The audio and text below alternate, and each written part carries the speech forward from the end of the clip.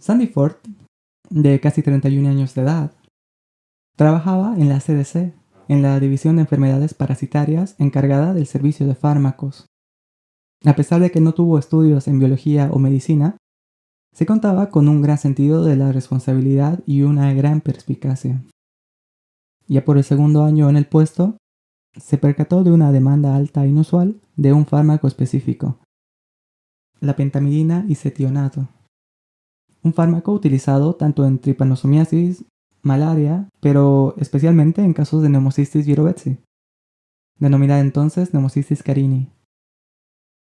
Dicha patología hasta entonces era descrita en pacientes inmunocomprometidos, niños afectados con leucemias agudas o pacientes en quimioterapia, en programas de trasplante y otros.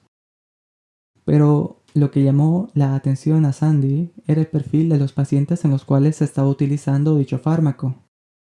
En su mayoría eran hombres adultos, previamente sanos, con otras coinfecciones oportunistas en muchos casos, distribuidos en muchos lugares del país. Al alertar de dichos casos, promovería la publicación por parte de la CDC en Los Ángeles de los 5 primeros casos reportados de una nueva epidemia de inmunodeficiencia adquirida de origen desconocido. Era 1981.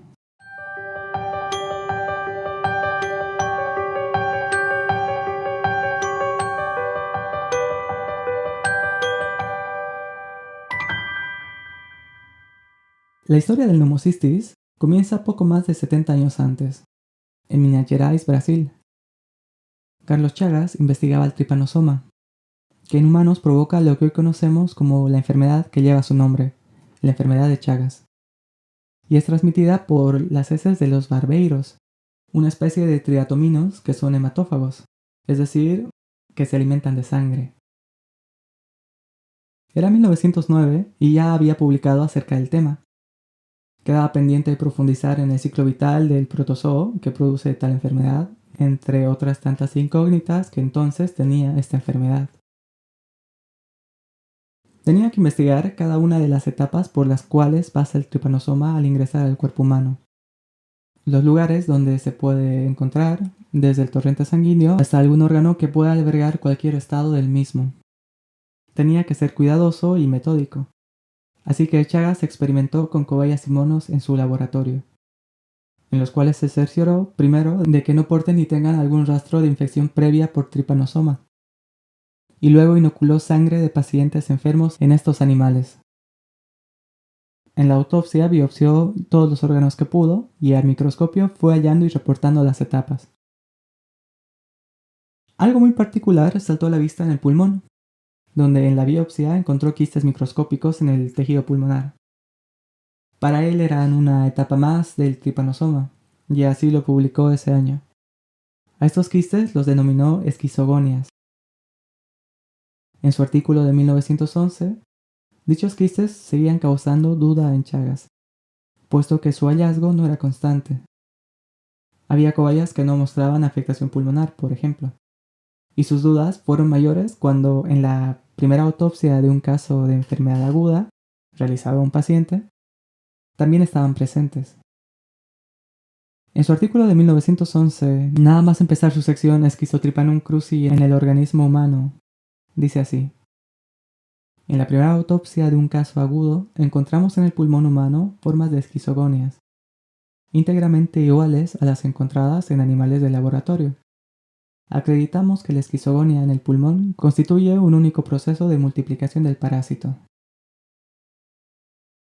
Para ese entonces, el doctor Antonio Carini trabajaba en el Instituto Pasteur de Sao Paulo, y al igual que Chagas observó quistes muy similares en pulmones de ratas infectadas por Trypanosoma levici, publicando sus hallazgos en 1910. Su estudio se basó específicamente en los quistes pulmonares hallados, y probablemente para salir de las dudas alrededor de los mismos, y sospechando que pueda tratarse de otro organismo, decidió mandar unas muestras a París para el Dr. Laveran, parasitólogo reconocido y ganador del premio Nobel en 1907, poco antes, el cual entregaría dicha tarea a sus estudiantes, una pareja, el señor y la señora Delano. Ambos investigaron el tema inoculando en ratas previamente no infectadas por Trypanosoma y sin signos de quistes, y verificando que en ningún momento aparezcan etapas distintas a los quistes. Fueron los primeros en sugerir que se trataba de otro organismo, y además los primeros en sugerir el nombre, en honor al colega que les había mandado la muestra. En su artículo de 1912, llamado Sobre la relación de los quistes de Carini en los pulmones de ratas con Televisi, dicen así: siguiendo el trabajo de Chagas sobre la evolución del Schizotrypanum cruzi, Carini encontró quistes en los pulmones de ratas infectadas con Televisi, que consideró quistes de reproducción esquizogónica de este tripanosoma. Nuestras observaciones de estas interesantes formaciones nos llevaron a una conclusión diferente, y concluían de la siguiente manera. Los neumocistos de Carini representan sin duda un nuevo parásito de las ratas.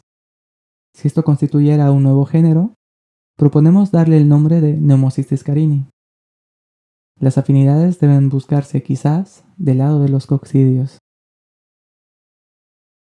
Con este artículo y sus conclusiones, pasaron dos cosas importantes. Primero, Chagas en 1913 publicaría una revisión del ciclo evolutivo del Trypanosoma y cambiaría el nombre de Schizotrypanum a Trypanosoma cruzi. En segundo lugar, empezó el debate entre la naturaleza del microorganismo, entre hongo o protozoo. Comenzaría Aragao en 1913, indicando las similitudes de este con Cryptosporidium. Fue un organismo que pasó sin pena ni gloria por unos años, hasta que en 1938, Amish y Venek reportaron una neumonía que afectaba a niños prematuros y malnutridos, y la denominaron neumonía intersticial de células plasmáticas, de etiología desconocida.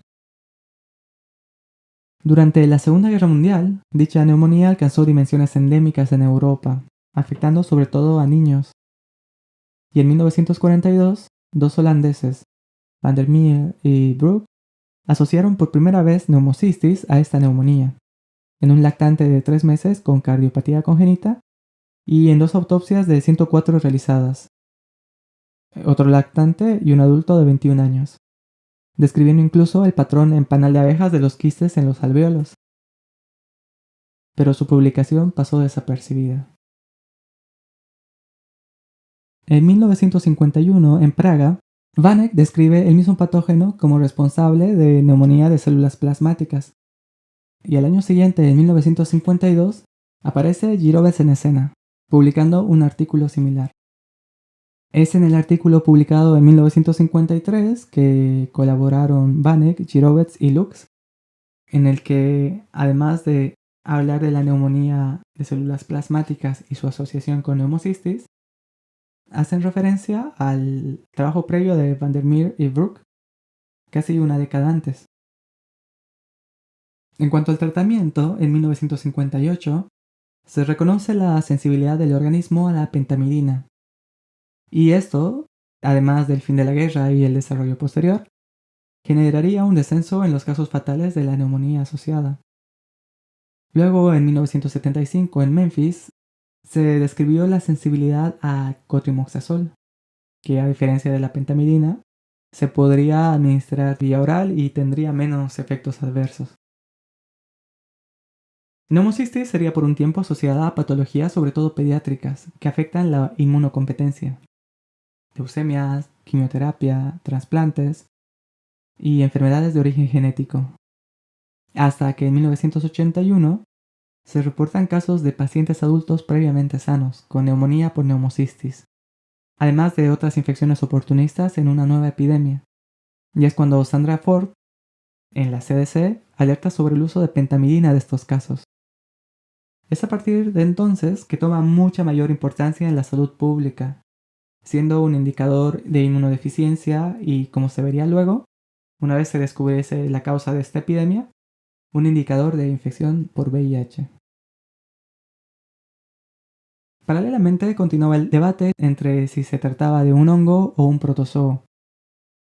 Al ser de difícil cultivo y tener indicadores que señalaban su origen protozoario, o al menos su no origen fúngico, como no responder a los antifúngicos y sí a los antiprotozoarios, no contener ergosterol, tenía proteínas parecidas a otros protozoos.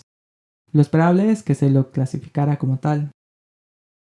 Esto concluyó con los avances en la secuenciación del ARN ribosomal en este caso, que lo situó en el reino fungi en el año 1988, primero por Edman y Kovacs, y un año después, en 1989, Stringer se haría eco de dichas afirmaciones.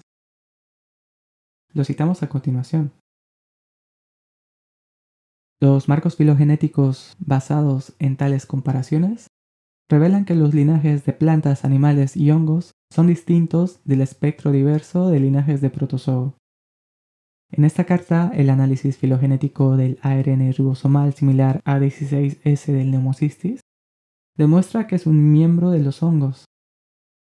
La comparación de la secuencia de Pneumocystis carini con las secuencias correspondientes de organismos de otros taxones mostró que la secuencia de Pneumocystis carini era más similar a las secuencias de los hongos, Saccharomyces, Neurospora, Candida albicans, Cryptococcus, que a las secuencias de los protozoos. Estos datos sugieren que Pneumocystis carini está más estrechamente relacionado con los hongos que con los protozoos. Estos estudios y los siguientes concluirían el tema, aunque muchos tardarían en aceptarlo. Los estudios en el ADN-ARN del organismo continuaron dando lugar a avances en la clasificación del mismo.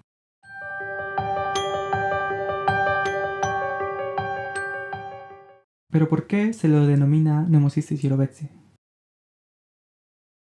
Una vez determinada la relación con el reino de los hongos, Frenkel, en 1999, sugiere el cambio. Lo había hecho ya en 1976, mucho antes, debido a que consideraba que el primero en describir la enfermedad en humanos fue Girovec, aunque como vimos no es del todo correcto. Un par de años después, en el 2002, el mismo Stringer, que había estudiado el ARN ribosomal de Pneumocystis, lo secundaría y sugirió que Pneumocystis carini haga referencia a una especie distinta que afecta solo a ratas, y Pneumocystis jirovecii a la que afecta solo a humanos, y no solo una cepa distinta que era como muchos la denominaban entonces, Pneumocystis carini, forma especiales hominis. Esto debido a que la diferencia en el ADN de ambos organismos alcanza hasta el 5%. Este nivel de divergencia, diría Stringer en el artículo, es comparable con el que existe entre los organismos Pneumocystis y Tephrina deformans, un hongo patógeno vegetal, cuyas secuencias de ARN ribosomal 18S difieren en aproximadamente un 6%.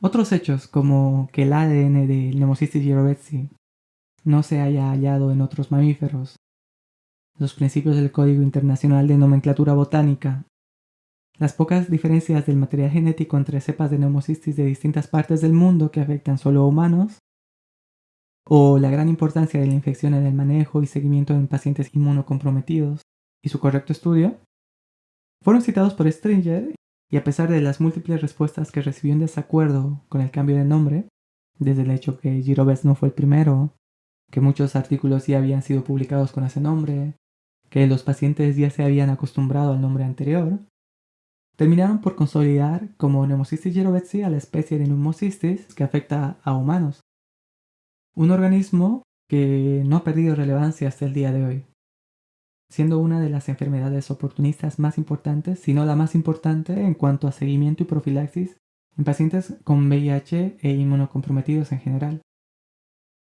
Un microorganismo difícil de cultivar, de filiar en su momento, con tratamiento y profilaxis eficaces hasta el día de hoy.